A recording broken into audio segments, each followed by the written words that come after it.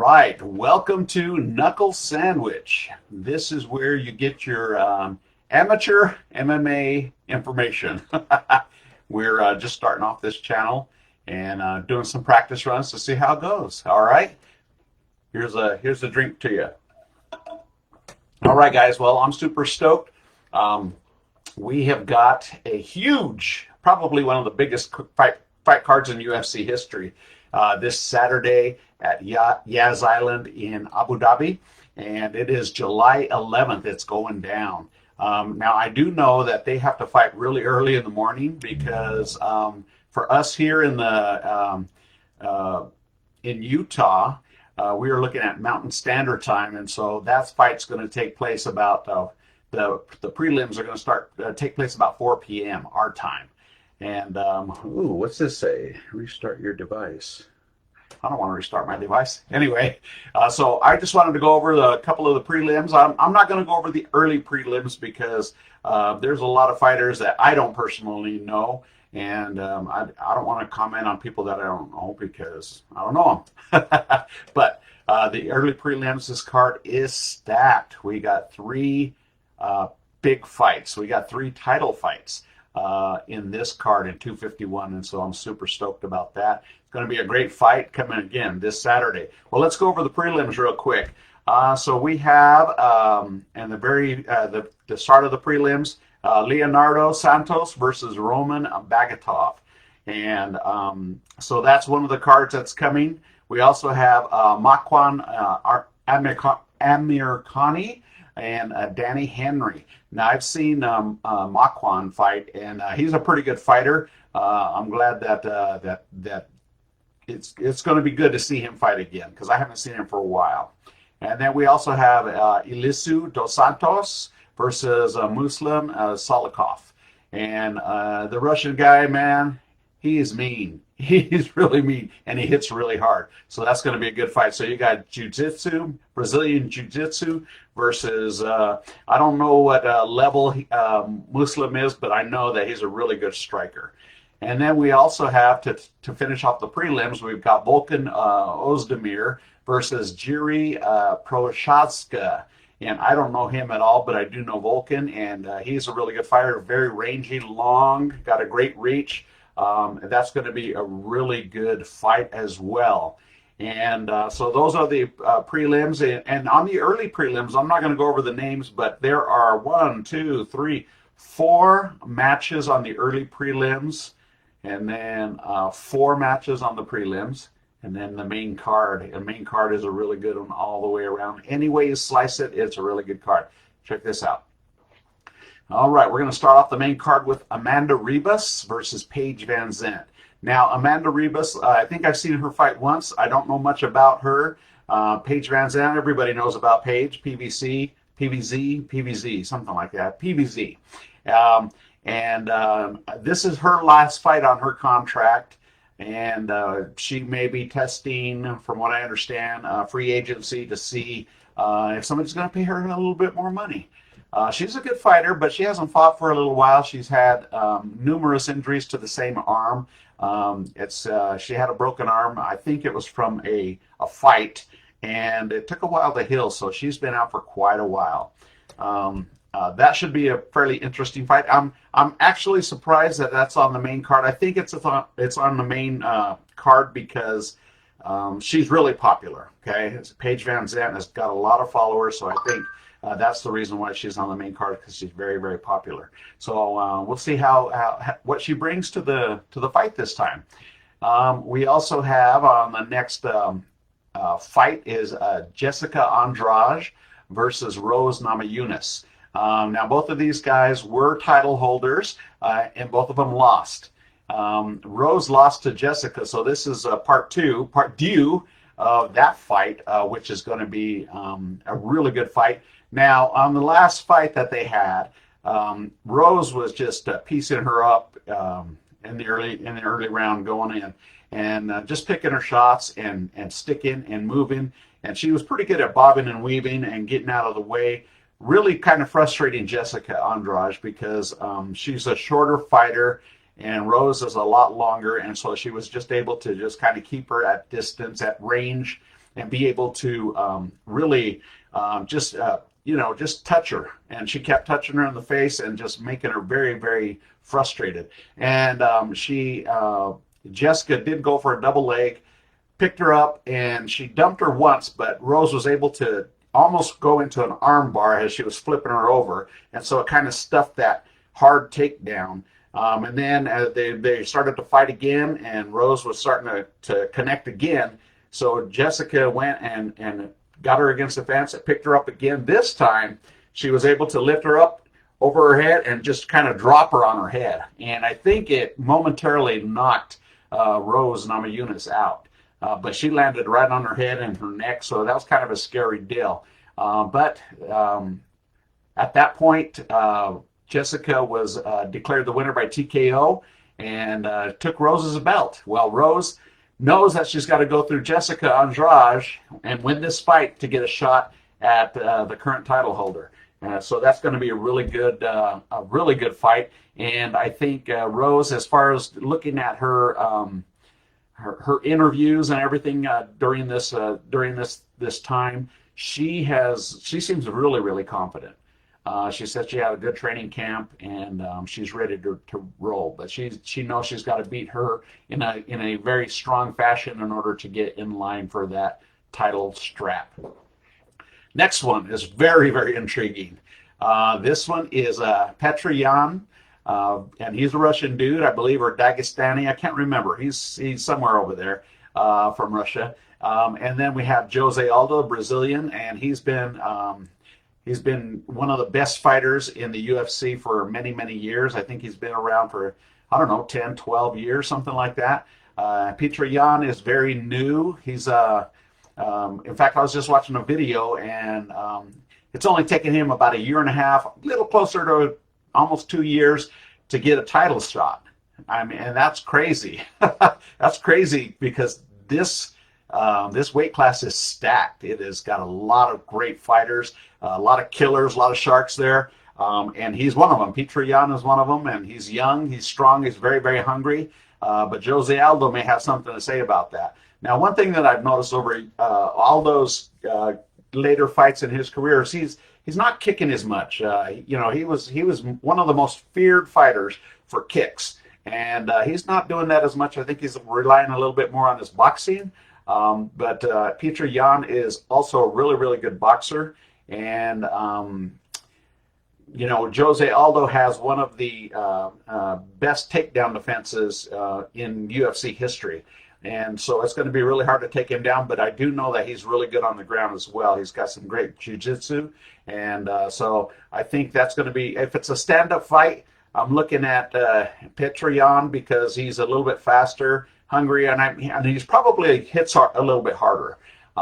If it goes to the ground, or Jose Aldo starts using kicks, I think it's his fight to win. So, I'm not good at making predictions just yet. I will get there, but that's just kind of my general thought. Then next up, we've got a rematch, okay? We've got Alexander Volkanovski, and he's the current champ, featherweight champion, and he's fighting Max Holloway. Now, Max, he held the belt for many, many years, and he went a number of years undefeated until he met Alexander Volkanovski, Alexander the Great, as it goes, and Max blessed Holloway. Max is rangier, he's taller, he's got better reach. Volkanovski, though, hits like a Mack truck, man. I mean, he really, really hits hard, and Max, on the other hand, has a volume. So looking at their last fight, re-looking at it again to refresh my memory, Max seemed to think it was a little closer than everybody else thought. Okay, and being the champ that long, why wouldn't you think that? But Alexander, he said, yeah, I kind of just, probably won every round, and you could make a case for that. But needless to say, I think Max is going to be ready this time. I think he's going to employ more kicks because I know Volkanovski really slowed and changed the pace down with Holloway with some of those leg kicks, And I think Max started planting his feet too hard, and those kicks were coming in and they were hurting. He played it off very well, but I think they were hurting him pretty bad. So I think he's going to change up his game plan and see what happens. But I know if he can keep Volkanovski at range, he might be a little bit more dangerous this time around. And watching for the kicks, of course. And Volkanovski, he says, I'm going to make a statement this time, because he didn't like the way that Max said that he, how did he put it, that his kicks weren't that bad or whatever. And so he says, so I got to go in there and I'm going to go, I'm going to go in there and I'm going to stop him. I'm going to get a knockout or a TKO. So Volkanovski's got a little bit of a grudge to put Max Holloway away. All right, and now we're going to move to the main fight of the night, and this is going to be a really, really good fight. It came together in a very strange way. We had Gilbert Burns, had stepped in because earlier on they could not come to an agreement with Jorge Masvidal and Kamaru Usman for this fight in Abu Dhabi. There were some financial issues that they couldn't come to terms on. And so Gilbert Burns was tearing it up, man. I think he had 3 fights. He won 3 fights in a row, I believe. I could be wrong on that. And so he beat some tough guys. And so because they couldn't make the deal with Jorge and Kamaru, they slid Burns in there. And Burns was more than happy to fight for the title. Now, here's the catch on that one. Burns and Usman were training partners, so they've been working together for many, many years. And but Burns said, "Hey, I'm here for the title. Friends are friends, but I got to get that belt." Well, unfortunately for Burns, he tested positive for COVID-19, and they had to pull him from the card.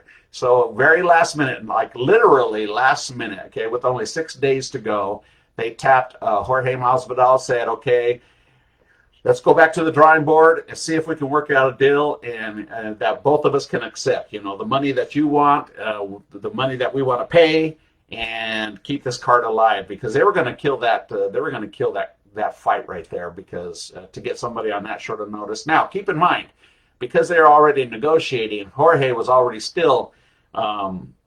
He was still what's the word?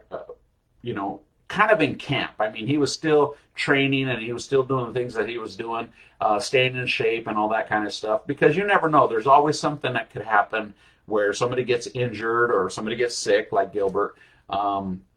And so you got to be ready at all times. Well, Jorge was doing that. And that's why he said, I'll step up, with only 6 days notice to fight. Now, again, everybody's saying, well, I've heard people comment, well, he, and it's not going to be very fair because they only had 6 days. Well, he was already training for Usman anyway before the negotiations stalled. So, and he's been around forever. So it's not as if he has to go from square one and start, So I think he'll do okay. The betting odds currently are for Usman because, of course, he had a full training camp and Masvidal did not. And he's just filling in, but Masvidal's pretty confident that he's going to go over there and beat Usman and come back the champ. Interesting thing, though, Masvidal is the champion of the BMF belt, and he did not put that up. He didn't put that up for this fight, so that was quite interesting. So they're fighting for the UFC welterweight championship belt, okay? But it's going to be a good fight. There's going to be a lot of sparks. So weaknesses and strengths on both fighters. Masvidal, of course, he's a great striker, man. He's really creative, very strong, and very durable. He has a good chin on him. And then Usman, he is a cardio machine. He's a wrestler, a really good wrestler. His striking is coming along. He's actually gotten pretty good. In the Colby Covington fight, he was doing pretty good with the boxing, but I don't believe that he's on Jorge Masvidal's level as far as striking goes. But he's coming. He's getting better all the time. So I wouldn't say he's too far below, but I don't think he's on that level yet. But of course, Masvidal, if Usman gets Masvidal down, I don't think that Masvidal's gonna, he may be able to get up, but if he keeps taking him down, wearing him down, and doing the ground and pound, I think it's going to be a long night for Masvidal. So we're going to see what happens. I don't have a prediction on this fight because I kind of like both fighters. I really do. But that's not the reason why I will pick one over the other. It's because this one is really interesting. If it's a short fight, okay. If this only goes one round, Masvidal's going to have his hand raised. If it goes 5 rounds, I'm leaning towards Guzman. Okay, I am, because I think he'll employ a lot of wrestling, especially if he feels like his striking is just not there. He's gonna go for takedowns, double legs, single legs, you name it. He's gonna push him up against the fence. But again, here's the other thing too with Masvidal. He's really good in the clinch. He can drop some uppercuts on you. I don't know how good he is at elbows. He might be okay, but I don't know. I'll have to look that up and see how good his elbows are. But in the clinch, he's very creative, and he's also a pretty strong dude too. So I think it's going to be a great fight. I'm super stoked. In fact, I think what I might do is I might, without giving away any information, I may do a Facebook Live while I'm watching the fight, just to give you a reaction, knuckle sandwich reaction, I guess. We'll see. We'll see what happens. Anyway, that's my take.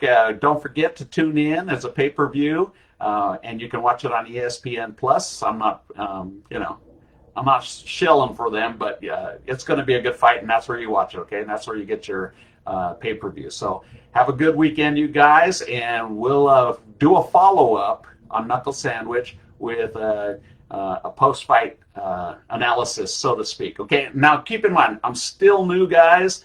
I'm not a pro. I don't claim to be. I'm just a fan, but I love the sport so much. I just want to share some of my thoughts, some of my excitement and enthusiasm.